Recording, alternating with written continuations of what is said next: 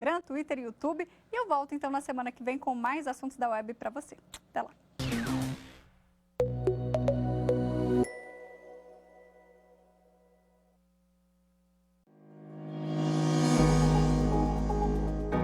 Preservar a Lei dessa semana, o assunto é o passe livre, que dá direito ao transporte coletivo gratuito interestadual para pessoas com deficiências.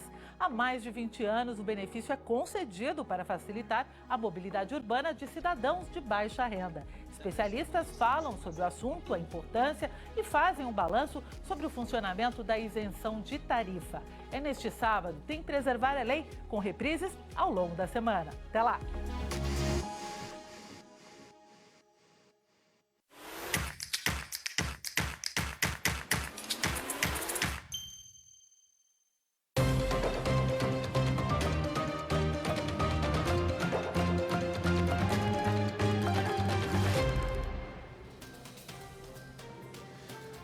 Olá, boa noite. Começa agora o Jornal da Justiça desta sexta-feira, 24 de setembro.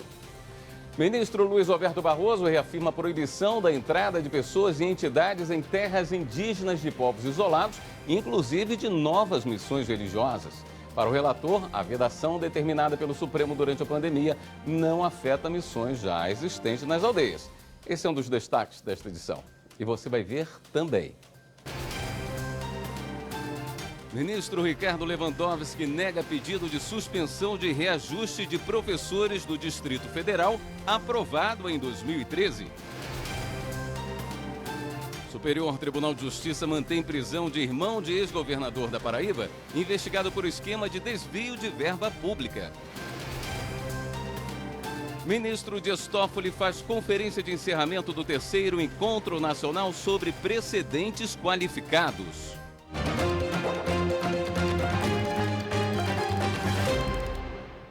Terminou agora há pouco o 3º Encontro Nacional sobre Precedentes Qualificados, promovido pelo Supremo Tribunal Federal, com apoio do Superior Tribunal de Justiça. O evento tem sido realizado anualmente para estimular o aperfeiçoamento do sistema de precedentes judiciais no Brasil. Repórter Marta Ferreira tem ao vivo mais informações. Boa noite, Marta. Boa noite, William. Boa noite a todos. O evento começou na quarta-feira e foi totalmente digital. Só para a gente entender, uma das metas da gestão do presidente ministro Luiz Fux é justamente trazer mais racionalidade ao sistema judicial e fortalecer o sistema de precedentes qualificados. Nesse sentido, o objetivo do encontro foi ampliar essa integração sobre o tema entre o STF e os demais tribunais. Só para a gente entender na prática, os precedentes qualificados são os entendimentos estabelecidos pelo julgamento dos temas repetitivos pelos colegiados das instâncias superiores. Hoje à tarde, um dos palestrantes foi o ministro do STJ, Rogério Schietti. A gente separou um trecho da fala dele. Confira aí. Se não se observam esses precedentes, se permite, portanto, que qualquer resultado seja extraído de julgamentos que retratam situações iguais, nós teremos problemas. Porque o que se espera de um sistema como tal é assegurar a igualdade entre todos os jurisdicionados, não apenas perante a lei, mas perante o resultado da aplicação da lei. Afastar qualquer sentimento de incredulidade quanto à imparcialidade subjetiva e objetiva dos magistrados, na medida em que eles devem decidir de uma maneira coerente. Também evitar decisões contraditórias e intrinsecamente incoerentes, o que mina a credibilidade do Poder Judiciário, e produzir segurança jurídica, princípio fundamental e estruturante de qualquer Estado de Direito. Nesse 3º encontro foram debatidos temas como a formação e a aplicação de precedentes qualificados, gestão dos casos repetitivos e de repercussão geral. No encerramento, o ministro Dias Toffoli falou um pouco mais sobre esse tema. A gente separou outro trecho que você vai conferir agora. O novo CPC, ao nortear a geração de precedentes qualificados, exige um trabalho coordenado entre as várias instâncias e os ramos do Poder Judiciário, sendo desnecessária a tramitação de todos os processos em todas elas. Qual é a meta? Menos julgamentos, mas atendendo a mais partes, a mais interessados, a mais jurisdicionados com rapidez. O ministro Luiz Roberto Barroso, do Supremo Tribunal Federal, reiterou o impedimento de ingresso de quaisquer pessoas ou entidades em terras indígenas de povos isolados, inclusive de novas missões religiosas. A liminar tem como base a garantia do direito à vida e à saúde dos povos indígenas, conforme decisão proferida pelo Supremo, e aplica-se de maneira geral a todos, sem qualquer conotação discriminatória em relação às entidades religiosas. A proibição não afeta missões já existentes nas aldeias. A APIB, Articulação dos Povos Indígenas do Brasil, e o PT entraram com uma ação no Supremo contra um parágrafo de uma lei publicada em 2020 que prevê medidas de proteção para os indígenas durante a pandemia de coronavírus. O texto proíbe a entrada de terceiros em áreas indígenas isoladas, mas as missões religiosas que já estejam nas comunidades podem permanecer com o aval de um médico. A APIB queria impedir tanto o ingresso quanto a permanência das missões religiosas. Mas o relator da ação, ministro Luiz Roberto Barroso, proibiu apenas a entrada de novas missões nas comunidades isoladas. Na decisão, o relator escreveu: a urgência manifestada pelos requerentes tem estrita relação com o risco de contágio e, nesse sentido, parece se relacionar mais imediatamente com o ingresso de novas missões religiosas e não com a sua permanência, uma vez que, se elas já se encontravam em tais áreas, já tiveram contato com indígenas e o dano que poderia ter ocorrido, ao que tudo indica, não se consumou. O ministro Luiz Roberto Barroso lembrou que há mais de um ano o Supremo já havia proibido a entrada de terceiros em áreas indígenas isoladas. Naquela época, a Corte também determinou a instalação de barreiras sanitárias. E para não haver dúvida sobre o alcance da medida, o relator deixou claro que a proibição vale também para os integrantes de missões religiosas. O ministro Ricardo Lewandowski, do Supremo Tribunal Federal, negou o pedido de liminar do governador do Distrito Federal, Ibanez Rocha, para suspender lei que concedeu reajuste a professores da rede pública a partir de maio de 2013. Lewandowski é o relator de ação que tramita na Corte, que questiona a constitucionalidade da lei distrital que reestruturou a carreira do magistério público do Distrito Federal. Para Ibanez Rocha, o reajuste e as vantagens previstos na norma não estão em conformidade com a dotação orçamentária do governo. Ao negar a liminar, o ministro Lewandowski não verificou o requisito da urgência, pois a lei está em vigência há mais de 8 anos. A ação, por sua vez, foi ajuizada pelo governador somente neste ano. E no próximo bloco, Semana Nacional da Conciliação vai focar neste ano nos processos em fase de execução. Voltamos em instantes.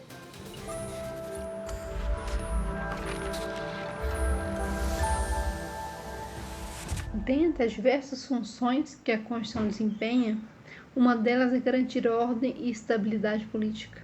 Portanto, que ela não seja vista como um mero pedaço de papel, mas sim como uma carta fundamental que deve ser respeitada por todas as instituições.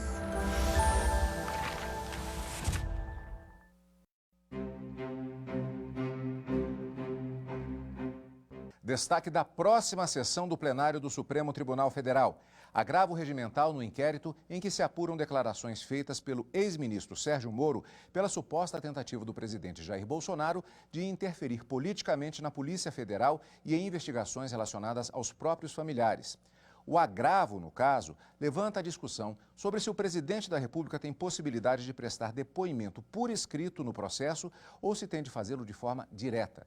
Os julgamentos do plenário do Supremo Tribunal Federal você confere ao vivo, do Direto do Plenário, quartas e quintas-feiras, a partir das 14h, aqui na TV Justiça.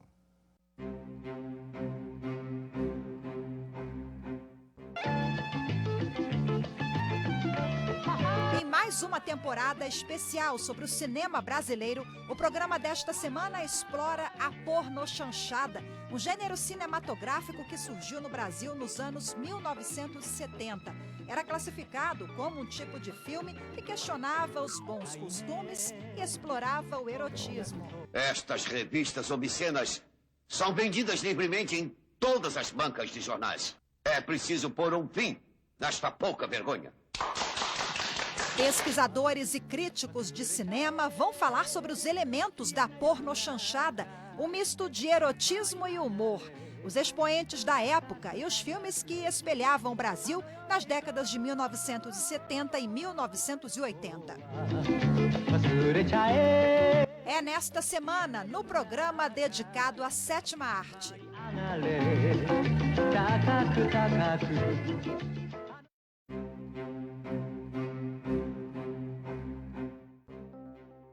A primeira turma do STF analisa recursos sobre a validade de norma coletiva de trabalho.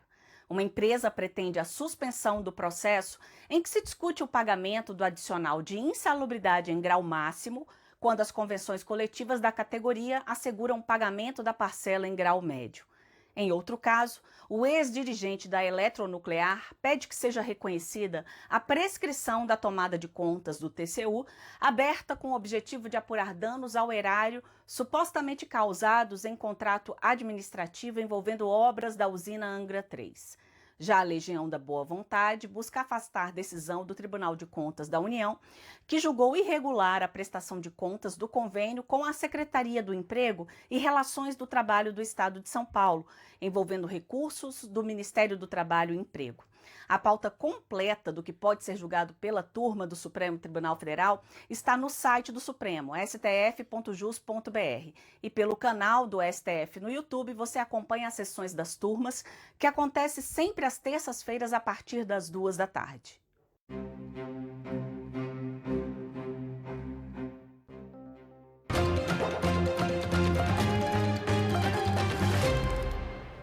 Em julgamento de recurso repetitivo, a primeira sessão do Superior Tribunal de Justiça admitiu bloqueio do valor de multa em ação de improbidade por ofensa a princípios da administração.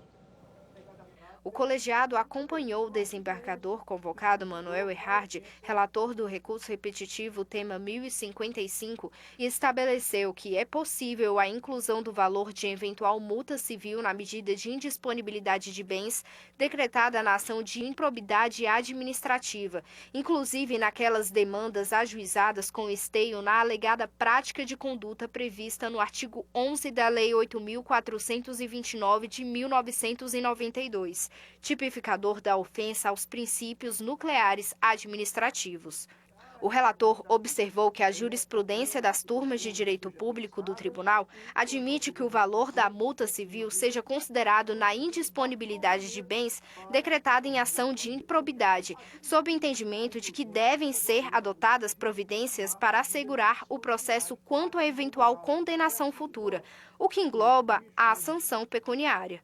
De acordo com o desembargador Manuel Erhard, essa concepção sobre a garantia fica clara no entendimento que se formou na Corte acerca da solidariedade passiva na indisponibilidade de bens. Se, por um lado, não é possível promover a totalidade do bloqueio sobre todos os réus, o que significaria um excesso de garantia, por outro lado, qualquer réu está sujeito a suportar integralmente a medida, mesmo havendo outros réus que não tenham sido afetados pela indisponibilidade.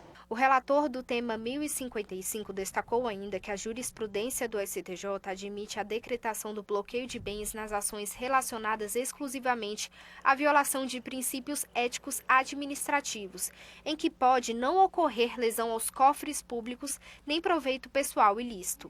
Segundo ele, o valor da multa civil é passível de ser bloqueado, ainda que seja o único montante a gerar bloqueio nessas ações.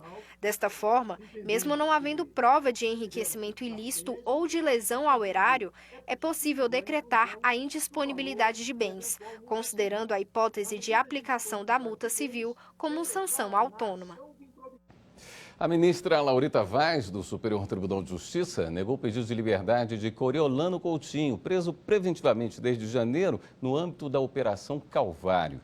A investigação apura suspeita de desvio de dinheiro público a partir da contratação fraudulenta de organizações sociais para a gestão de serviços de saúde e educação na Paraíba, quando Ricardo Coutinho, irmão de Coriolano, era governador. Laurita Vaz citou a motivação do Tribunal de Justiça da Paraíba para manter um indeferimento do pedido de substituição da prisão preventiva por medidas cautelares mais brandas. De acordo com o Tribunal Estadual, há indícios que apontam Coriolano como agente intimidador de potenciais testemunhas e delatores.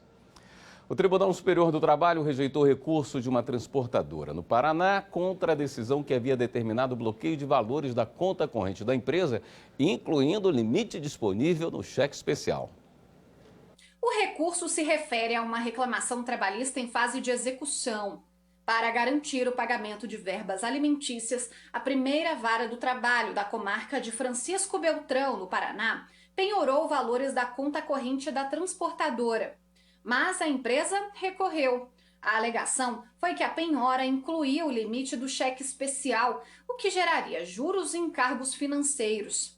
A empresa argumentou ainda que a decisão teria desrespeitado o regulamento do Bacenjude 2.0, que determina que esse tipo de valor é impenhorável. O recurso foi rejeitado tanto em primeiro grau quanto pelo Tribunal Regional do Trabalho da 9ª Região. O entendimento foi que o valor bloqueado era proveniente de aplicação automática e não necessitava do aval da empresa para ser utilizado. No Tribunal Superior do Trabalho, ao julgar o recurso apresentado pela transportadora, a seção 2 de dissídios individuais observou que o extrato apresentado no processo afasta a tese de que o dinheiro era referente ao limite do cheque especial. Sendo assim, o valor é passível de bloqueio para pagamento das verbas deferidas na ação trabalhista. A decisão foi unânime. Um funcionário dispensado de forma arbitrária por causa da idade vai ter que ser reintegrado imediatamente. A decisão da terceira turma do TST.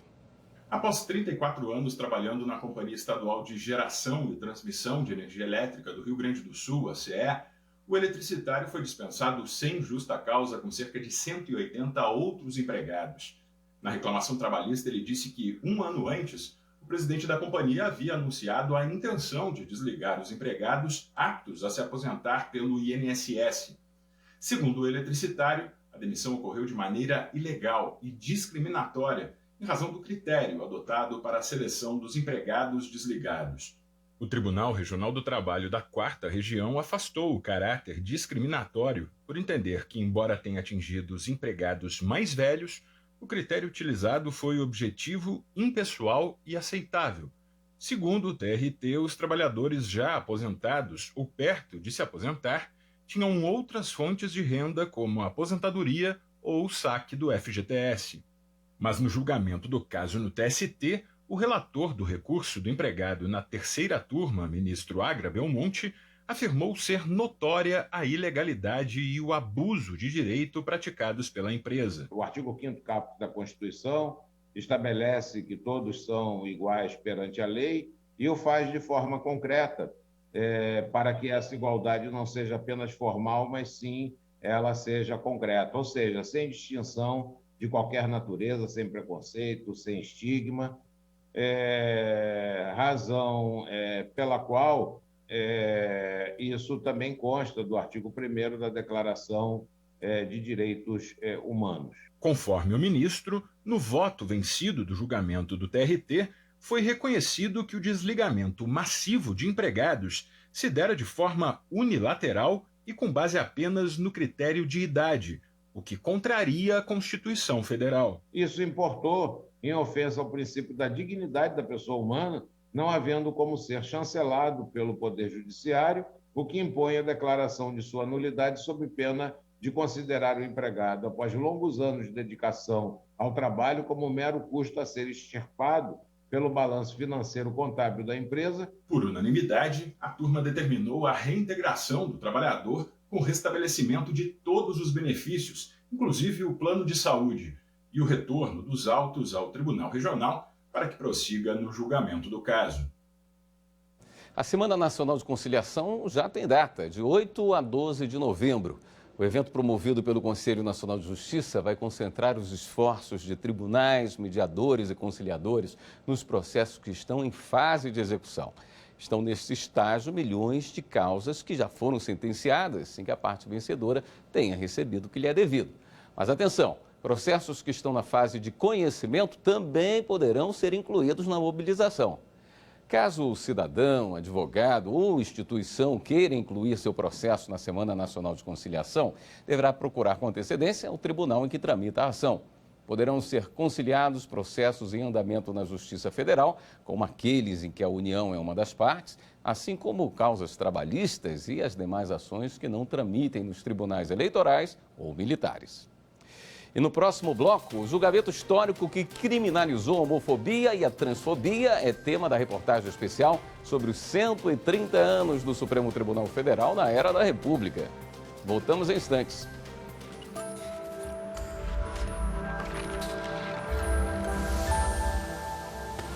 A nossa atual Constituição Federal, datada de 5 de outubro de 88, é o maior instrumento do nosso ordenamento jurídico. Ela é a carta magna do nosso país, ou seja, é a nossa base jurídica.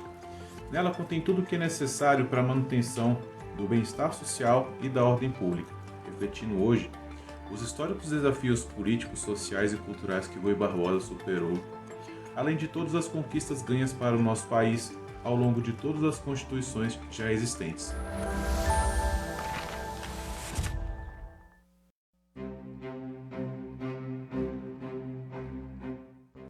Destaque da semana no plenário do Supremo Tribunal Federal. Na sessão do dia 22 de setembro, quarta-feira, os ministros decidiram por maioria que a Direção Nacional de Partidos Políticos não responde solidariamente por dívidas de diretórios regionais ou municipais e que tanto diretórios municipais, estaduais ou nacionais têm responsabilidade somente pelas próprias dívidas que contraírem. Os destaques da semana entre os julgamentos do plenário do Supremo Tribunal Federal você confere no programa Plenárias da TV Justiça, que estreia aos sábados às 7h30 da manhã, com reprises durante toda a semana.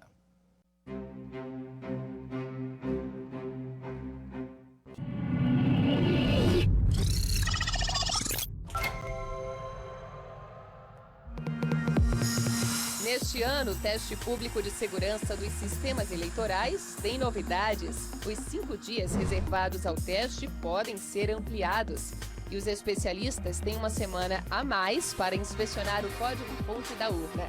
Se você tem mais de 18 anos, é brasileiro e gosta de tecnologia, não pode ficar fora dessa. Participe! Inscrições abertas até 29 de setembro. Mais informações no site do TPS. Justiça Eleitoral, a justiça da democracia.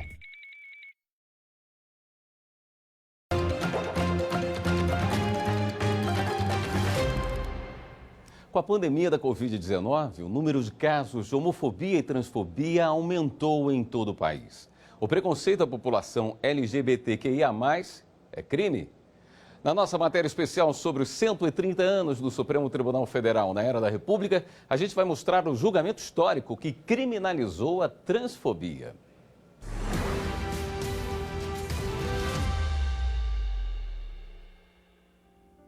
Os integrantes de toda a comunidade LGBT têm o direito de receber a igual proteção das leis, a igual proteção do sistema político-jurídico instituído pela Constituição da República, mostrando-se arbitrário e inaceitável qualquer medida que exclua, que discrimine, que fomente a intolerância, que estimule o desrespeito e que desiguale as pessoas em razão ou de sua orientação sexual ou de sua identidade de gênero. O direito à igualdade foi um dos 18 pontos abordados pelo ministro Celso de Mello ao votar a favor da criminalização da homofobia e da transfobia no Brasil. O então decano do Supremo Tribunal Federal foi relator da ação direta de inconstitucionalidade por omissão do Poder Legislativo, que nunca aprovou lei sobre o assunto. O que nós vimos ao longo dos anos, depois da Constituição de 1988, foi, evidentemente, uma busca por avanços nos direitos de pessoas LGBT, mas, infelizmente, os espaços representativos não responderam a essas demandas por proteção dessas pessoas. A violência contra pessoas LGBT, a discriminação contra pessoas LGBT não parecia receber uma proteção jurídica adequada, inclusive no campo penal. No julgamento no STF, os ministros também analisaram mandado de injunção, um tipo de ação para que o judiciário busque uma solução para uma omissão do legislativo. O relator, nesse caso, foi o ministro Edson Fachin, que defendeu o dever do Estado de criminalizar condutas que atentam contra os direitos fundamentais de pessoas LGBTQIA+. O princípio constitucional da dignidade da pessoa humana é aqui conclamado porque, mais do que fonte e fundamento de outros direitos, como o direito à igualdade, tem seu conteúdo nitidamente violável e, portanto, torna-se passível de aplicação direta ao caso. O Supremo, por maioria, enquadrou a homofobia e a transfobia como tipo penal previsto na Lei de Racismo. A legislação prevê prisão de 1 a 3 anos por discriminação ou preconceito por orientação sexual e identidade de gênero. Por causa do Supremo Tribunal Federal, o Brasil se tornou o 43º país do mundo a criminalizar a homotransfobia. O próprio Supremo Tribunal Federal já afirmou seu conceito de que racismo é um delito cometido contra o homem de carne e osso, integrantes da comunidade LGBT, judeus, afrodescendentes. Tudo isso é racismo. Em 2015, 4 anos antes da decisão do STF, o artista visual Paulo Amaro entrou para as estatísticas da homofobia. Ele e um amigo chegavam em casa quando foram atacados por um grupo de 4 rapazes. Os dois foram confundidos com um casal de namorados. As agressões foram registradas pelo circuito interno de segurança do prédio, em um bairro nobre de Brasília. Quando eu percebi que alguém ali tinha um taco de beisebol, as coisas começaram a fazer sentido. Eles nos agrediram e quando eu estava no chão, eu já estava no chão, eles saíram também, sem falar muita coisa, só foi violência, violência. E naquele momento eu entendi que era homofobia. Que o que justificava aquela ação ali nada mais era do que a homofobia. Mesmo com as novas regras que criminalizam a conduta, os dados de crimes relacionados a preconceito são alarmantes. Só no ano passado, 237 pessoas LGBTQIA+, foram vítimas de morte violenta no país, segundo o levantamento do Grupo Gay da Bahia. No relógio da vida, isso equivale a um assassinato a cada 2 dias. Todo preconceito é violência, toda discriminação é causa de sofrimento. Mas eu aprendi que alguns preconceitos impõem mais sofrimentos que outros, porque alguns são feridas curtidas já em casa, na qual a discriminação castiga a pessoa desde o seu lar. Pela tese definida no julgamento do Supremo, a homotransfobia também pode ser considerada como qualificadora de motivo fútil, no caso de homicídios dolosos ocorridos contra pessoas LGBTQIA+. Não há dúvidas de que a conjuntura que se tem no Brasil, como já foi aqui descrito, é de inércia, de dificuldades e de não decisão por razões políticas várias. Esse cenário inevitavelmente impõe a necessidade de esse tribunal agir de forma concretizadora, sanando a omissão inconstitucional que implica a violação direta a garantias individuais.